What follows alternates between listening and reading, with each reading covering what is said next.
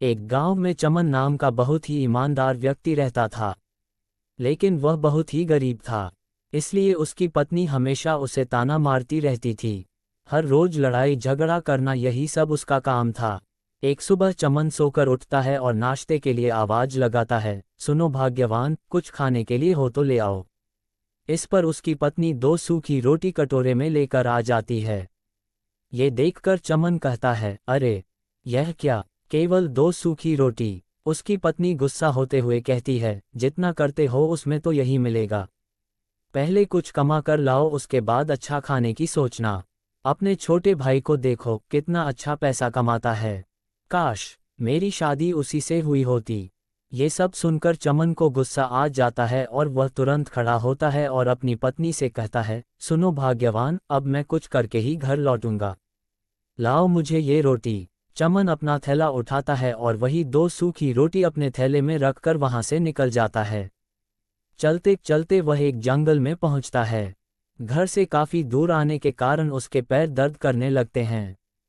वह आराम करने की इच्छा जताता है। सामने उसे एक बड़ा सा पेड़ दिखाई देता है जिसकी छाया काफी शीतल होती है। वह पेड़ के पास जाता है और थैला रखकर वहीं लेट जाता है। थकान होने के कारण लेटते ही सो जाता है। उसी पेड़ पर वन देवता कभी कभी प्रकट होते थे। भाग्यवश वह दिन भी आज ही था। वन देवता प्रकट हुए। उन्होंने देखा कि एक आदमी पेड़ के नीचे सोया हुआ है। वे कहते हैं, यह आदमी कौन है और इसके पास सामान क्या है। वह थैले को उठाते हैं और उसमें से 2 सूखी रोटी निकालता है। अरे यह क्या, भोजन, वैसे भी मुझे बहुत तेज भूख लग रही है। वे रोटी खाना शुरू कर देते हैं। रोटी खाते हुए कहते हैं, अरे वाह क्या स्वाद है। रोज रोज स्वर्ग का भोजन खाकर मेरा तो मन ही उब गया था। इस भोजन ने दोबारा से मेरे स्वाद को जगा दिया। देखते ही देखते वे दोनों रोटी खा जाते हैं। रोटी खाकर कहते हैं, अरे यह क्या, मैंने तो दोनों रोटी खा ली। अब ये पुरुष क्या खाएगा। नहीं नहीं, मुझे इसके भोजन का बंदोबस्त करना होगा। वनदेवता अपने जादू से एक कटोरा उसके थैले में डाल देते हैं। यह कोई साधारण कटोरा नहीं होता है, बल्कि यह एक जादुई कटोरा था। इसके बाद वनदेवता अदृश्य हो जाते हैं। थोड़ी देर बाद चमन सोकर उठता है। वह देखता है कि काफी समय तक वह सो लिया है और अब सूर्यास्त भी होने वाला है। नींद से उठने के बाद उसे तेज भूख लगती है। वह अपना थैला उठाता है और उसमें अपनी सूखी रोटियों को ढूंढने लगता है। बदले में उससे एक कटोरा मिलता है जो खाली होता है। ये देखकर वह सोच में पड़ जाता है कि उसकी 2 रोटियां कहाँ गई। उदास होकर वह गुस्से में उस कटोरे को दूर फेंक देता है। कटोरा जाकर पत्थर से टकराता है और उसमें से एक अप्सरा प्रकट होती है। हे प्रभु, बोलिए आपको क्या चाहिए, मैं आपकी किस प्रकार सेवा कर सकती हूँ। चमन ये देखकर हैरान रह जाता है और कहता है, तुम कौन हो। इस पर अप्सरा कहती है, मैं आपकी दासी हूँ। ये सुनकर चमन हैरान हो जाता है। वह कहता है, मैं खुद एक गरीब हूँ, तो तुम मेरी दासी कैसे हो सकती हो। चमन काफी भूखा होता है, इसलिए उससे ज्यादा सवाल नहीं पूछते हुए सीधा अपने भोजन की मांग करता है। वह कहता है, मुझे बहुत तेज भूख लगी है, मेरे लिए मिठाइयों का इंतजाम करो। देखते ही देखते अप्सरा अपने हाथों को हवा में घुमाती है और 4 बड़े बड़े थालों में अलग अलग तरह की मिठाइयाँ और पकवान लगा देती है। ये सब देखकर चमन बहुत खुश होता है और मिठाइयों को खाकर अपना पेट भरता है। अब अप्सरा कहती है, अब मुझे इजाजत दीजिए प्रभु। ये कहकर अप्सरा उस कटोरे में घुस जाती है। ये देखकर चमन कहता है, अरे ये कहाँ गायब हो गई। फिर वह उस कटोरे को ढूंढता है और कहता है, अच्छा तो यह कोई साधारण कटोरा नहीं है, बल्कि एक जादुई कटोरा है। इसे देखकर मेरी पत्नी बहुत खुश हो जाएगी और अब मुझे काम करने की भी जरूरत नहीं पड़ेगी। बिना देरी लगाए वह घर जाता है और अपनी पत्नी को आवाज लगाता है, सुनो भाग्यवान, यहाँ आओ। ये सुनकर उसकी पत्नी बाहर आती है और गुस्से से कहती है, क्या है, क्यों चिल्ला रहे हो। चमन खाली कटोरा अपनी पत्नी को दिखाते हुए कहता है, ये लो, इसे रखो। ये देखकर चमन की पत्नी कहती है, यह क्या है, कुछ कमा कर भी लाए हो या सिर्फ खाली कटोरा ही दे रहे हो। अरे भाग्यवान, यह कोई साधारण कटोरा नहीं है, यह एक जादुई कटोरा है जिससे तुम जो भी मांगोगे वह तुम्हें मिलेगा। चमन उस कटोरे को जमीन पर फेंकता है। फेंकते ही उसमें से अप्सरा प्रकट होती है। बोलिए प्रभु, मैं आपकी क्या सेवा कर सकती हूँ?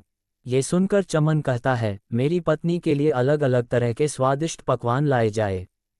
अप्सरा अपने हाथों को हवा में घुमाती है और अलग अलग तरह के पकवानों को अपने जादू से प्रकट करती है।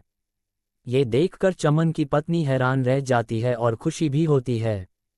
वह तुरंत कहती है, सुनो जी, क्यों ना हम अपने पूरे गांव को आज शाम दावत पर बुलाएं।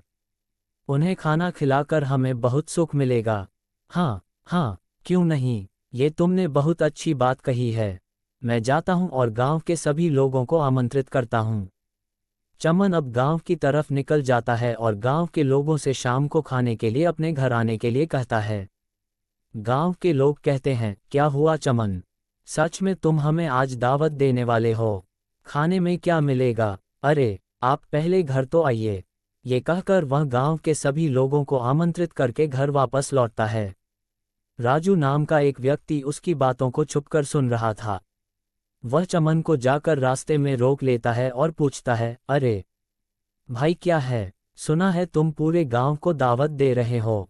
हाँ हाँ भाई, तुम भी शाम को मेरे घर जरूर आना। हाँ हाँ, जरूर आऊंगा, लेकिन पहले ये तो बताओ कि तुम्हारे पास इतना भोजन आएगा कैसे? दोस्त हूँ, इतना तो बता ही सकते हो। हाँ हाँ, चमन अपनी पूरी कहानी राजू को सुनाता है। राजू सुनकर काफी हैरान हो जाता है। ये सुनकर वह तुरंत घर जाता है और अपनी पत्नी को सारी खबर देता है और कहता है, सुनो भाग्यवान, बड़े बड़े थानों में अलग अलग तरह की मिठाइयाँ लगाकर लेकर आओ। मैं जाऊंगा और मैं भी एक जादुई कटोरा लेकर आऊंगा। 4 बड़े बड़े थालों को लेकर वह जंगल की तरफ जाता है और उसी पेड़ के नीचे थाल को रखकर सो जाता है। लेकिन दुर्भाग्यवश इस बार कोई देवता नहीं बल्कि राक्षस उस पेड़ के नीचे प्रकट होता है। उसके हाथ में एक बड़ा सा कटोरा होता है। वह कहता है, छी छी, इससे पत्थर के कटोरे से मैं क्या करूंगा जब मेरे सामने इतने अच्छे अच्छे पकवान रखे हैं। वह पत्थर के कटोरे को वहीं छोड़ देता है और पकवानों को देखते ही देखते खा जाता है। कुछ देर बाद राजू सोकर उठता है तो उसे एक कटोरा दिखाई पड़ता है। वह सोचता है कि यही है वह जादुई कटोरा जिससे मैं भी चमन की तरह बन सकता हूँ। वह कटोरे को लेकर घर जाता है और अपनी पत्नी को दिखाते हुए कहता है, देखो अब मेरा कमाल। वह कटोरे को जमीन पर फेंकता है, लेकिन उससे एक बड़ा सा राक्षस प्रकट होता है।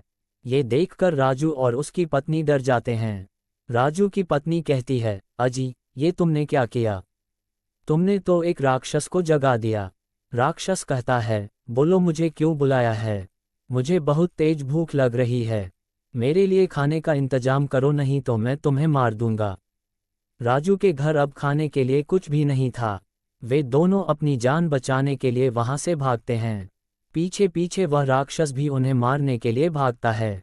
दूसरी तरफ चमन और उसकी पत्नी गांव के लोगों को भोजन खिलाकर अत्यंत सुख महसूस करते हैं और आगे का जीवन खुशी खुशी बिताते हैं। इस कहानी से आपने क्या सीखा, नीचे कमेंट में हमें जरूर बताएं।